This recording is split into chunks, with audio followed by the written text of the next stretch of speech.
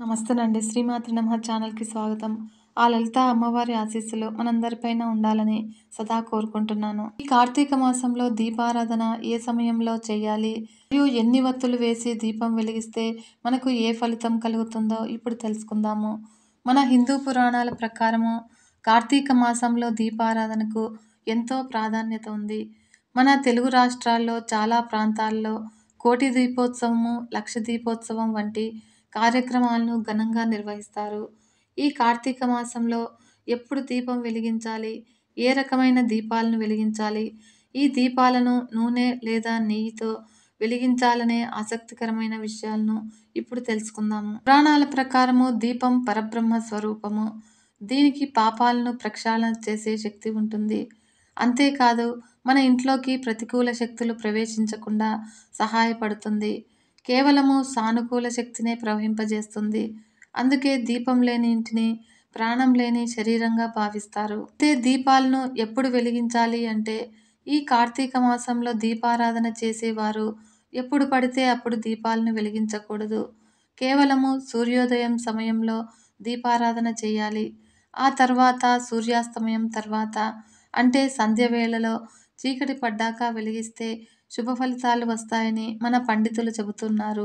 అయితే మధ్యాహ్నము 12 గంటల నుండి సాయంత్రము 5 గంటల మధ్య పొరపాటున కూడా దీపారాధన చేయకూడదట. ఎందుకంటే ఈ సమయంలో ప్రతికూల శక్తుల ప్రభావము ఎక్కువగా ఉంటుందట.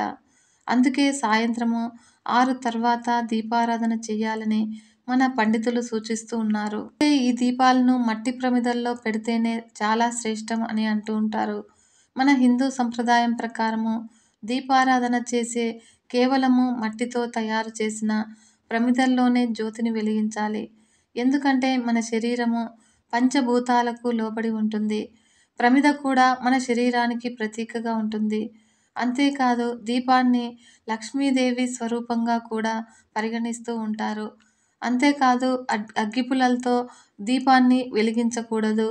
దీపాన్ని వెలిగించే సమయంలో అన్ని దీపాలను అగ్గిపుల్లలతో వెలిగించకూడదు. ముందుగా ఒక దీపాన్ని వెలిగించి ఆ తర్వాత ఒక దీపం నుండి మరో దీపాన్ని వెలిగించాలి. ఏకహారతి ప్రత్యేకంగా ముందుగా వెలిగించి ఉన్న జ్యోతి ద్వారానే అన్ని దీపాలను వెలిగించాలి. అయితే దీపారాధనను ఎవరు చేయాలి అంటే దీపారాధనను ఎక్కువగా స్త్రీలే చేయాలని మన శాస్త్రాల్లో చెప్పబడింది.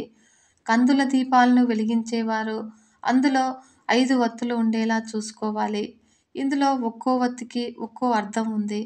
తొలి వత్తి భర్తకు తమ పిల్లల క్షేమం కోసము, రెండో వత్తి కుటుంబ సభ్యుల సంక్షేమం కోసము, మూడో వత్తి సోదరీమణుల సంక్షేమం కోసము, నాలుగో వత్తి ధర్మానికి ప్రతీకగా మరియు ఐదో వత్తి తమ వంశ పురోగతికి ప్రతీకగా పరిగణిస్తారు. అయితే సాధారణ దీపాల్లో దీపారాధన చేసేవారు తప్పనిసరిగా 2 వత్తులు ఉండేలా చూసుకోవాలి.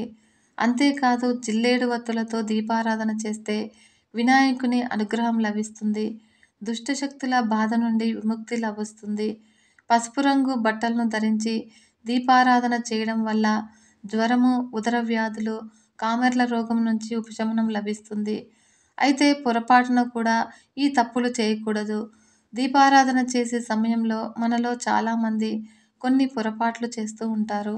చాలామంది దీపాన్ని వెలిగించే ముందు ప్రమిదలో వత్తి వేసి ఆ తర్వాత నూనె లేదా నెయ్యిని పోస్తూ ఉంటారు. అయితే అలా కాకుండా దీపాన్ని వెలిగించడానికి ముందే నూనె లేదా నెయ్యి వేసి ఆ తర్వాత వత్తులను వేయాలి. స్టీల్ పాత్రల్లో దీపాన్ని ఎప్పటికీ వెలిగించవద్దు. ఎందుకంటే స్టీలు ఇనుముతో సమానము. ఇనుము నెగటివ్ ఎనర్జీకి సంకేతమని మన పెద్దలు చెబుతూ ఉంటారు. ఈ కార్తీక మాసంలో ఈ పూలతో పూజించారంటే మీ దశ తిరిగినట్లే. ఏంటో ఇప్పుడు తెలుసుకుందాము. మన ఛానల్ని ఫస్ట్ టైం చూస్తున్నట్లయితే ఈ వీడియో కనుక మీకు నచ్చినట్లయితే లైక్ చేయడం మాత్రం మర్చిపోకండి ఫ్రెండ్స్. మరియు మన ఛానల్ని సబ్స్క్రైబ్ చేసుకొని సపోర్ట్ చేయగలరని భావిస్తున్నాను. కార్తీక మాసం అంటేనే పూజల మాసము. ఈ మాసంలో ఒక పక్క శివుడిని, మరో పక్క విష్ణు భగవానుడిని కూడా పూజిస్తూ ఉంటారు. ఒక్కొక్కరు ఒక్కోలా పూజిస్తూ ఉంటారు. కొంతమంది ఇంట్లో అర్చిస్తే మరికొంతమంది దేవాలయాలకు వెళ్ళి దర్శనం చేసుకొని అక్కడ పూజలు చేస్తూ ఉంటారు. దేవాలయానికి వెళ్ళేటప్పుడు లేదా ఇంట్లో పూజ చేసేటప్పుడు మీ పరిసర ప్రాంతాల్లోని పూలు తెచ్చుకొని అర్చన చేస్తూ ఉంటారు. ఓ 3 రకాల పూలతో పూజిస్తే అష్ట కష్టాలు తొలగిపోతాయని మన స్కంద పురాణంలో ఋషిపుంగవులు పేర్కొన్నారు. ఈ 3 రకాల పూలేంటి? వాటి వెనుక ఉన్నటువంటి రహస్యాలు ఏంటి? ఏ పూలతో పూజిస్తే మీకు ఎలాంటి ఫలితాలు కలుగుతాయో ఇప్పుడు మనం తెలుసుకుందాము. కార్తీక మాసంలో ఈ 3 రకాల పువ్వులతో ఏ ఒక్కటి దొరికినా సరే మీ పంట పండినట్లేనని పండితులు అంటున్నారు. ఈ 3 రకాల పువ్వులతో ఆ నారాయణుని గనుక పూజిస్తే మీకు అష్టకష్టాలు తొలగిపోతాయట. వేదములతో సమానమైన శాస్త్రం ఏదీ లేదు అంటారు. గంగా నది వంటి ఇతర నది ఉండదు. శివుడికి ప్రీతిపాత్రమైన ఈ కార్తీక మాసం లాంటి మాసము మరొకటి ఉండదు. మరి ఈ మాసంలో భక్తులంతా శంకరుని నిత్యము నామస్మరణ చేస్తూ ఉంటారు. మరియు లక్ష్మీనారాయణ ఆశీర్వాదము లభిస్తుంది అని అంటారు. 3 రకాల పువ్వులతో ఈ కార్తీక మాసంలో ఏదో ఒకరోజు ఆ లక్ష్మీనారాయణుని కనుక ఆరాధిస్తే అనేక కష్టాల నుండి విముక్తి కలగటమే కాదు, ఆ శ్రీ మహాలక్ష్మి అనుగ్రహం కూడా లభిస్తుంది. సాధారణంగా ప్రతి పూజకి పువ్వులు ఎంతో అవసరము. మనం ఏ భగవంతుని ఆరాధిస్తున్నామో ఆ భగవంతునికి ఇష్టమైన పువ్వులేంటో తెలుసుకొని ఆరాధిస్తే మన కోరికలు త్వరగా తీరుతాయి. మనము ఆరాధించే భగవంతుడు మనల్ని ఆశీర్వదిస్తాడు. ఆ శ్రీ మహావిష్ణువుకి ఇష్టమైనటువంటి పువ్వుల గురించి ఇప్పుడు మనం తెలుసుకుందాము. వాటిలో పారిజాత పువ్వు ముందు వరుసలో ఉంటుంది.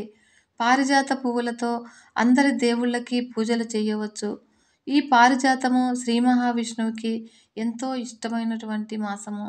ముఖ్యంగా శ్రీ మహావిష్ణువుని తెలుపు రంగులో ఉన్నటువంటి ఈ పారిజాతాలతో పూజలు చేయాలి అని అంటూ ఉంటారు మన పెద్దలు. ఈ పారిజాతాన్ని చెట్టు నుంచి కోయకూడదు. ఇది ఆ వృక్షానికి ఉన్నటువంటి ఒక గొప్ప వరము. ఎవరింట్లో అయితే పారిజాత వృక్షం ఉంటుందో ఆ ఇంట్లో సిరుల వర్షం కురిపిస్తుంది. ఆ పూల వాసన ఆరోగ్యాన్ని, ఆహ్లాదాన్ని అందిస్తుంది. మహావిష్ణువుని ఈ కార్తీక మాసంలో పారిజాత పుష్పాలతో ఆరాధిస్తే మీకు ఆ విష్ణు భగవానుని అనుగ్రహం ఉంటుంది. ఈ పారిజాతాలతో పాటుగా శ్రీ మహావిష్ణువును కార్తీక మాసంలో ఆరాధించాల్సినటువంటి మరొక పువ్వు శంకు పుష్పము. ఇది నీలిరంగులో ఉంటుంది. ఈ శంఖ పుష్పము అనేది దేవుడి పూజకి ఎంతో పవిత్రము. విష్ణు ప్రాంత వృక్షానికి చెందినది. ఈ పువ్వు దీని సంస్కృతంలో గిరికర్ణిక అని అంటారు. ఎంతో పవిత్రంగా భావిస్తూ ఉంటారు. ఈ శంకు ఆకారంలో ఉంటుంది కాబట్టి దీన్ని శంకు పుష్పము అని అంటారు. ఈ పువ్వులను ఉపయోగించి ఆ శ్రీ మహావిష్ణువును కార్తీక మాసంలో ఆరాధిస్తే పితృదోషాలు ఏమైనా ఉంటే తొలగిపోతాయి. ఈ శంకు పుష్పము ఆరోగ్య ప్రయోజనాలను కూడా మెండుగా కలిగి ఉంటుంది. అంతేకాకుండా శంకుపూలు ఆకులు వేళ్లతో చేసిన పొడి జ్ఞాపక శక్తిని పెంచడంతో పాటు వయసు పెరిగే కొద్దీ వచ్చేటువంటి అనారోగ్య సమస్యల నుంచి కూడా రక్షిస్తుంది. అలాగే పారిజాత శంకు పుష్పాలతో పాటు శ్రీ మహావిష్ణువుకి ఇష్టమైనటువంటి పువ్వులు పుండరీకాలు. వీటిని తెల్ల కలువలు అని అంటారు. సాధారణంగా ఎరుపు రంగులో ఉండేటువంటి తామర పువ్వులు మనకి లక్ష్మీదేవికి ఇష్టమైనటువంటి పువ్వులుగా భావిస్తూ ఉంటాము. అయితే తెలుపు రంగులో ఉండేటువంటి తామరలు శ్రీ మహావిష్ణువుకి ఎంతో ఇష్టము. ఇవి చాలా అరుదుగా కనిపిస్తాయి. దొరికితే మాత్రము తప్పకుండా సేకరించండి. ఈ తెల్లటి తామరలతో శ్రీ మహావిష్ణువుని ఆరాధిస్తే మీకు మేలు జరుగుతుంది. మరియు మీరు చేసేటువంటి పనుల్లో విజయము వరిస్తుంది. అయితే కార్తీక పురాణం ప్రకారము కార్తీక మాసంలో ఇలా చేసినట్లయితే లక్ష్మీదేవికి మీ ఇల్లు స్థిర నివాసమే. వశిష్ఠ మహాముని ఇట్లు చెప్పుచున్నారు. ఓ జనక మహారాజా వినుము. కార్తీక మహాత్మ్యమును గింకా చెప్పెదను. ప్రసన్న చిత్తుడువై వినుము అని. కార్తీక మాసమునందు ఎవరు కమలముల చేత పద్మపత్రాయతాక్షుడైన శ్రీహరిని పూజిస్తారో వారి ఇంట పద్మవాసిని అయిన లక్ష్మీదేవి నిత్యము నివాసము చేస్తుంది. ఈ మాసంలో భక్తితో తులసి దళములతో కానీ జాతి పుష్పములైన జాజి, మందార, పున్నాగ, చంపక ఇత్యాదులతోనూ శ్రీహరిని పూజించువాడు తిరిగి భూమి మీద జన్మించడు. మరియు ఈ మాసమున మారేడు దళములతో సర్వవ్యాపకుడైన ఆ శ్రీహరిని పూజించిన వాడు తిరిగి భూమి మీద జన్మించడు. ఈ కార్తీక మాసమందు భక్తితో పండ్లను దానమిచ్చిన వారి పాపములు సూర్యోదయము కాగానే చీకటి తొలగినట్లుగా నశిస్తాయి. ఉసిరికాయలతో ఉన్న ఉసిరి చెట్టు కింద ఆ శ్రీహరిని పూజించు వారిని యముడు చూడటానికి కూడా శక్తి కలిగి ఉండడు. మరియు కార్తీక మాసమున తులసీ దళములతో సాలగ్రామమును పూజించువాడు ధన్యుడవుతాడు. దానిలో సందేహం ఏమీ లేదు. ఈ కార్తీక మాసమందు బ్రాహ్మణులతో కూడా వనభోజనము ఆచరించువాడు మహాపాతకములన్నీ నశిస్తాయి. ఈ బ్రాహ్మణులతో కూడి ఉసిరి చెట్టు దగ్గర సాలగ్రామమును పూజించేవాడు వైకుంఠమునకు పోయి అక్కడ విష్ణు పదము నొందెదరు. మరియు ఈ కార్తీక మాసంలో భక్తితో ఆ శ్రీహరి ఆలయమును మామిడి ఆకులతో తోరణములు కట్టిన వానికి మోక్షము దొరుకుతుంది. శ్రీహరికి అరటి స్తంభములతో గాని పువ్వులతో గాని మంటపాన్ని నిర్మించి పూజించిన వానికి వైకుంఠమునందు చిరకాల వాసము కలుగుతుంది. ఈ కార్తీక మాసమందు ఒక్కసారైనా సరే హరి ముందు సాష్టాంగ ప్రణామము చేసిన వారు పాప విముక్తులై అశ్వమేధ యాగ ఫలాన్ని పొందుతారు. హరి ఎదుట జపము, హోమము, దేవతార్చనము చేయడం వలన పితృగణములతో సహా వైకుంఠానికి పొందుతురు. ఈ మాసము స్నానం చేసి తడిబట్టలతో నున్నవానికి వస్త్రదానము చేయువాడు 10,000 అశ్వమేధ యాగములు చేసిన ఫలితాంతం పొందుతాడు. మరియు ఈ కార్తీక మాసమునందు విష్ణువు యొక్క ఆలయం శిఖరం నందు ధ్వజారోహణము చేయువారికి పాపములు గాలికి కొట్టుకొని పోయిన ధూళివలే నశిస్తాయి. ఈ మాసంలో నల్లవి కాని తెల్లవి కాని అవిసె పువ్వులతో ఆ శ్రీహరిని పూజించిన 10,000 యజ్ఞములు చేసిన ఫలితము కలుగుతుంది. మరియు ఈ మాసంలో బృందావనమున ఆవుపేడతో అలికి రంగవల్లులతో శంఖ పద్మాదులతో తీర్చిదిద్దిన మగువ ఆ శ్రీహరికి ప్రియురాలవుతుంది. ఈ కార్తీక మాసమున విష్ణు భగవానుని ఎదుట నందాదీపము చేసి వారికి కలిగే ఫలితములు చెప్పుటకు ఆ బ్రహ్మకు కూడా శక్యము కాదు. నందాదీపము అనగా షష్ఠీ తిథి, ఏకాదశి తిథులందు సమర్పించు దీపము. ఈ నందాదీపము నశించినచో వ్రతభ్రష్టుడవుతాడు. కాబట్టి నువ్వులతో ధాన్యముతో అవిసె పువ్వులతో కలిపి నందాదీపమును ఆ శ్రీహరికి సమర్పించడం వలెను. మరియు ఈ కార్తీక మాసమునందు శివునికి జిల్లేడు పూలతో అర్చన జరిపినవాడు చిరకాలము జీవించి చివరకు మోక్షం పొందగలడు. ఈ కార్తీక మాసమందు విష్ణాలయం నందు మంటపంలో భక్తితో అలంకరించేవారు హరిమందిర స్థాయిని పొందెదరు. మరియు ఈ మాసంలో మల్లెపువ్వులతో శ్రీహరిని పూజించువానికి పాపములు సూర్యోదయానంతరము చీకట్ల వలె నశిస్తాయి.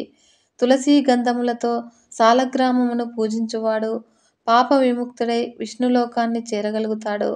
ఆ శ్రీహరి సన్నిధిలో స్త్రీ గాని పురుషుడు గాని నాట్యము చేసిన పూర్వజన్మ సంచితములైన పాతకములు కూడా నశించిపోతాయి.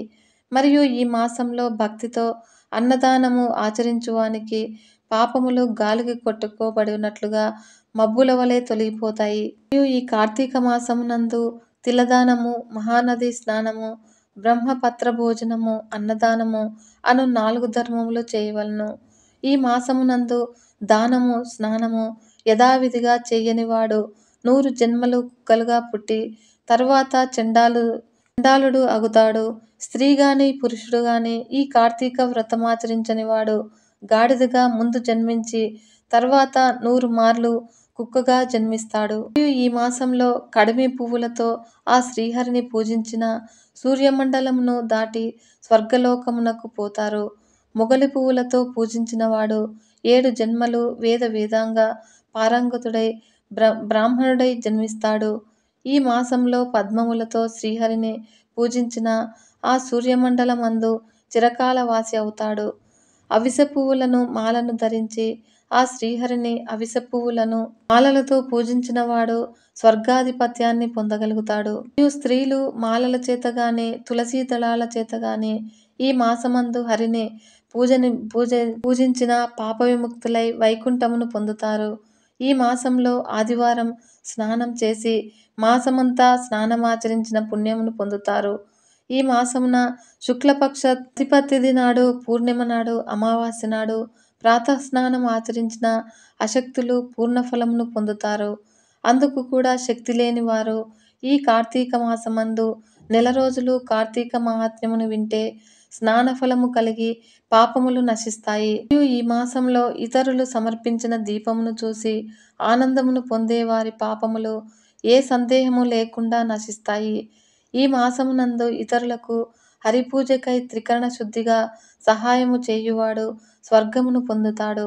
ఈ మాసంలో భక్తితో గంధపుష్ప ధూప దీప నైవేద్యాలతో హరిని పూజించువాడు వైకుంఠాన్ని పొందుతాడు. ఓం నమః శివాయ. నమస్తే.